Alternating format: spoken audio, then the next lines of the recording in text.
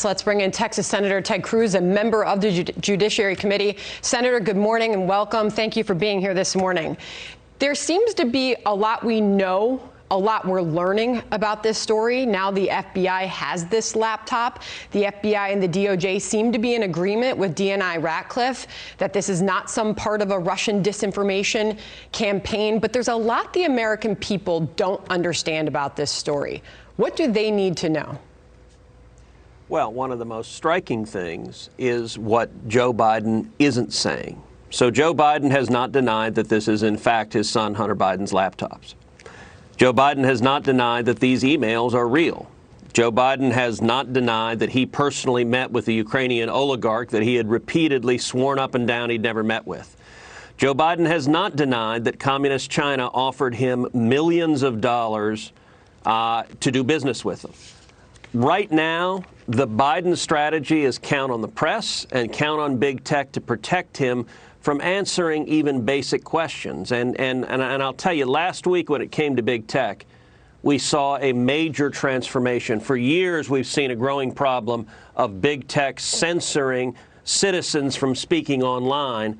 Last week, big tech took another step, a huge step, and they're now censoring the press. They're censoring the media. In particular, they blocked the New York Post, which has the fourth highest circulation of any newspaper in America. They blocked the New York Post from circulating, or any American from posting, two blockbuster stories alleging evidence of corruption by Joe Biden. That is a serious, serious abuse of power by big tech trying to silence the press. I want to get to more on that in just a moment, Senator. But the Wall Street Journal editorial board takes this up in a piece this morning, pointing out the obvious, the media ignoring the emails found on the Hunter Biden laptop, et cetera. The Bidens and China business, it writes. The story won't go away without explanation, even if the Veep wins. So while it's being ignored, it makes the case that there's going to be big questions that have to be answered by a potential President Biden if he does win this election. The editorial board writes this, Senator. Joe Biden ought to clear the air on this China business in his own political interest. Is he the big guy in the email? What happened with the deal? China will be one of Mr. Biden's toughest foreign policy challenges, and the unexplained documents won't go away once he's elected. If Republicans hold the Senate, you can bet there will be more digging. So, Senator, tell us about that. If Joe Biden wins the presidency, how would a Republican-led Senate, if it stays that way, how would it proceed? Well, look, all of those questions need to be asked. I'm glad the Journal is asking them.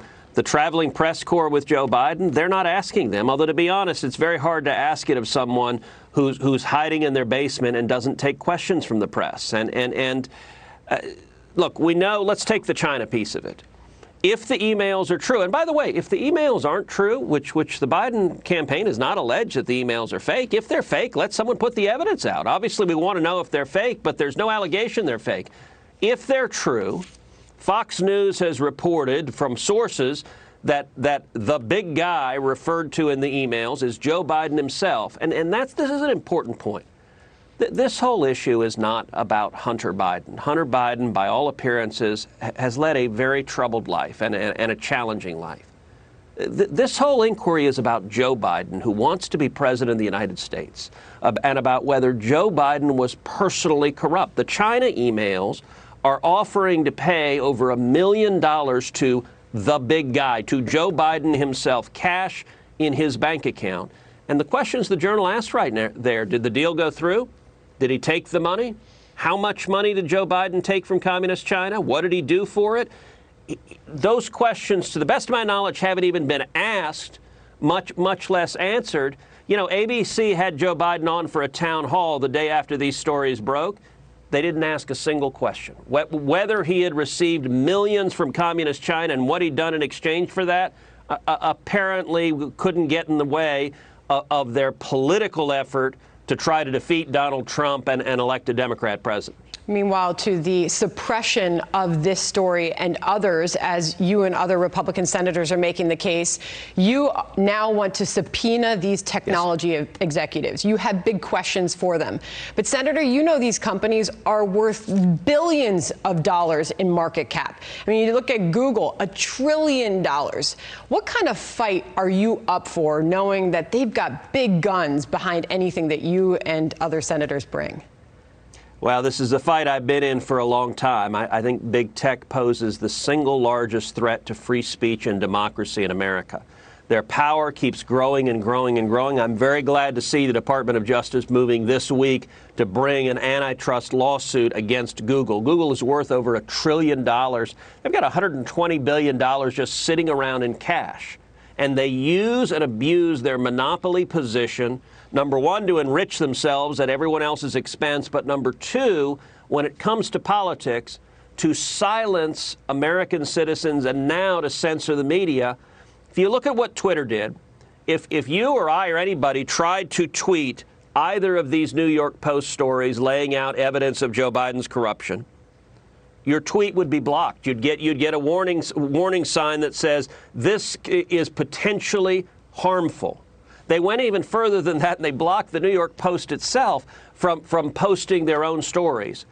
You know, Sandra, I've got a brand new book that came out 3 weeks ago that's called One Vote Away: How a Single Supreme Court Seat Can Change History. And there's an entire chapter in the book One Vote Away about free speech and about the efforts of the left, of today's Democrats, to go after free speech, to prohibit you speaking on politics. Did you know that every single Senate Democrat voted to amend the Constitution to restrict the free speech protections of American citizens? That's what their agenda is, and big tech is their willing henchman. And whether or not you agree with big tech's politics, who in their right mind would want a handful of Silicon Valley billionaires, American oligarchs, having total monopoly control over who's allowed to speak, what media is allowed to report, what stories you're allowed to write, and who's allowed to read it? It is dangerous, and it's a real threat to our freedom. Senator, real quick, I've got to go. Amy Coney Barrett expected to arrive on Capitol Hill at any moment now. Big confirmation vote, all but certain. Democrats, do they have anything left to stop this? Final thoughts. You know, they don't. The Judiciary Committee is going to confirm her tomorrow, and then the full Senate will confirm her on Monday. I will say, having been part of the hearings last week, you saw the first day or so the Democrats try to take some shots at her, and she was calm, cool, collected. And the American people, I think she impressed the American people. And by day two, you saw Democrats running for the hills. They didn't want to be anywhere near that hearing room because they recognized their attacks on her, and more fundamentally, their attacks on our constitutional liberties and the Bill of Rights, they weren't resonating with the voters. So Judge Barrett's going to be confirmed, and by Monday night, she'll be Justice Barrett. Senator Ted Cruz, appreciate your time this morning. Thank you so much. Thank you.